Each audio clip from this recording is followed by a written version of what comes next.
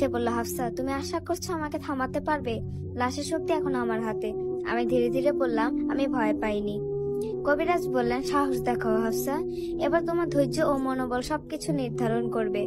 হঠাৎ ছায়া আক্রমণ করলো। আমরা তিনজন, আমি, আব্বা, মামা পিছু হাঁটলাম।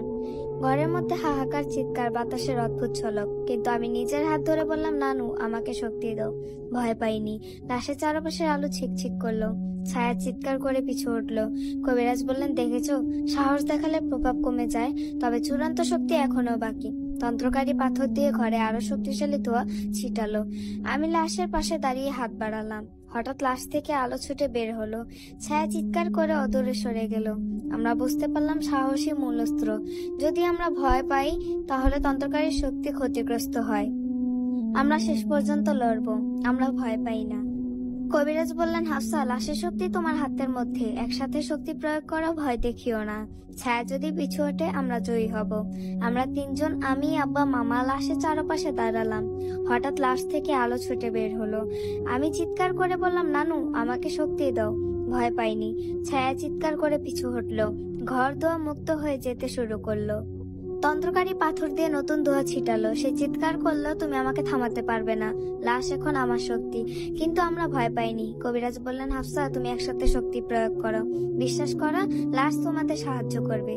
আমি হাতে হাত ধরে বললাম, আমরা একসাথে, আমরা ভয় পাই না, নানু আমাদের সঙ্গে আছে। হঠাৎ লাশ থেকে শক্তি ছুটে বের হয়ে তন্ত্রকারীর ওপর আঘাত করলো। সে চিৎকার করে পেছনে লাফালো। ছায়া ভেঙে ছড়িয়ে পড়লো। ঘর ধীরে ধীরে শান্ত হলো। তন্ত্রকারী পাথর ভেঙে পড়লো। লাশের চারপাশে কালো ধোঁয়া শেষ হয়ে গেল। আমি ধীরে ধীরে বললাম, আমরা জয়ী হয়েছি, আমি ভয় পাইনি। আমাদের পরিবার ধীরে ধীরে স্বাভাবিক হয়ে এলো। জুহি এবং মামা সুস্থ হয়ে উঠলো।